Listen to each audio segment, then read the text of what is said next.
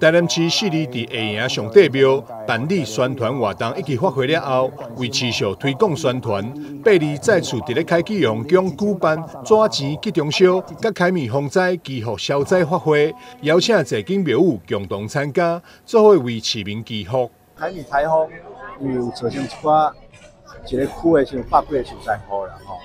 这的时候有原住民这个加减伫这个山区的落雨遐尔大对，所以这原住民有较损失，所以会当甲这普渡品像比如我这会拢甲分发互迄个原住民去。不占就是讲这个香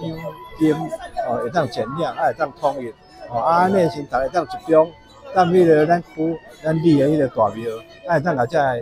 迄个做迄个普渡品，安尼原来就甲看到这个社团体。除了祈求灾害远离，民政局也趁着记者会宣传普渡集中办纸钱集中烧环保政策。这个中原普渡是台湾最重要一个节日啦吼，烧银纸非常多。来借这个机会呢，为着咱地球这个环保啦吼，会当讲这个纸钱集中烧吼，来响应政府的净零减碳的这个活动啦吼，尤其咱嘛鼓励市民朋友迄个以工代薪，就是讲你要甲买银纸的钱啦吼，来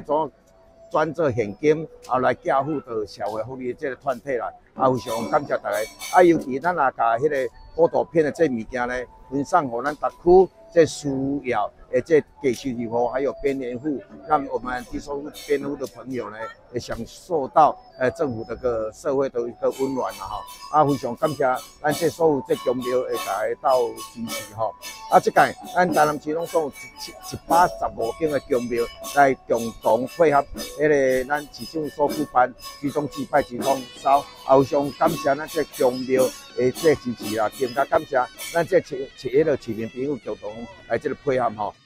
市府民政局欢迎各个寺庙响应普渡集中办纸钱集中烧政策，透过纸钱集中烧，会当有效减少空气污染，让这事祈福更加环保。也鼓励市民大众透过以工代金，让这事活动也当照顾到社会弱势。记者张世伟采访报道。